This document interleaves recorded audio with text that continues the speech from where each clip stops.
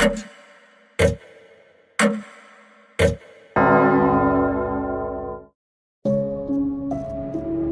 কি কখনো এমন কোনো মানুষের সাথে প্রথমবার দেখা করেছেন যাকে দেখে আপনার মনে হয়েছে আমি তাকে বহু বছর ধরে চিনি?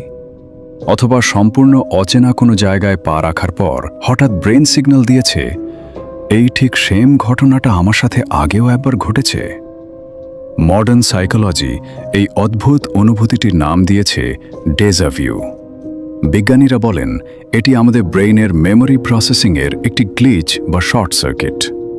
কেউ কেউ একে প্যারালাল ইউনিভার্সের থিওরি দিয়ে মেলানোর চেষ্টা করেন, কিন্তু বিজ্ঞান শুধু ফিজিক্যাল বডি নিয়ে ভাবে। 1400 বছর আগে ইসলাম মানব মনস্তত্ত্বের এমন এক গভীর এবং রিয়েলিস্টিক রহস্য উন্মোচন করেছে যা শুনলে আপনার নিজের অস্তিত্ব নিয়ে নতুন করে ভাবতে বাধ্য হবেন।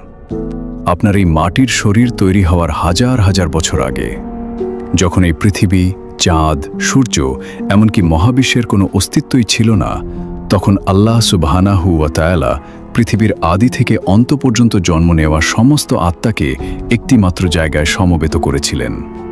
সেই অদেখা অনন্ত জগতের নাম আলমি আরওয়াহ বা আত্মাদের জগৎ। সহিহ মুসলিমের একটি হাদিসে রাসূল সাল্লাল্লাহু আলাইহি ওয়াসাল্লাম একটি ভয়ঙ্কর সুন্দর সাইকোলজিক্যাল ফ্যাক্ট জানিয়েছেন। আত্মারা হল সমবেত সৈন্যবাহিনীর মতো।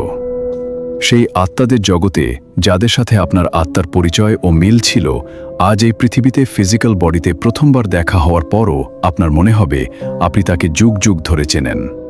আর সেখানে যাদের সাথে আপনার আত্মার দূরত্ব ছিল, পৃথিবীতে কোনো লজিক্যাল কারণ ছাড়াই তাকে আপনার অপছন্দ হবে। তাই আজ যখন আপনার ডেজা ভিউ হয়, যখন কোনো অচেনা মানুষকে দেখে বিনা কারণে আপনার গভীর মায়া বা তীব্র রাগ তৈরি হয়, সেটা আপনার ব্রেইনের কোনো গ্লিচ নয়। সেটা হলো হাজার হাজার বছর আগের সেই আত্মাদের জগতে জমানো স্মৃতি। আপনার এই ফিজিক্যাল ব্রেইন সেই স্মৃতি ভুলে গেলেও আপনার ভেতরের আত্মা কিন্তু কিছুই ভোলেনি। সে শুধু চিনে নেয়।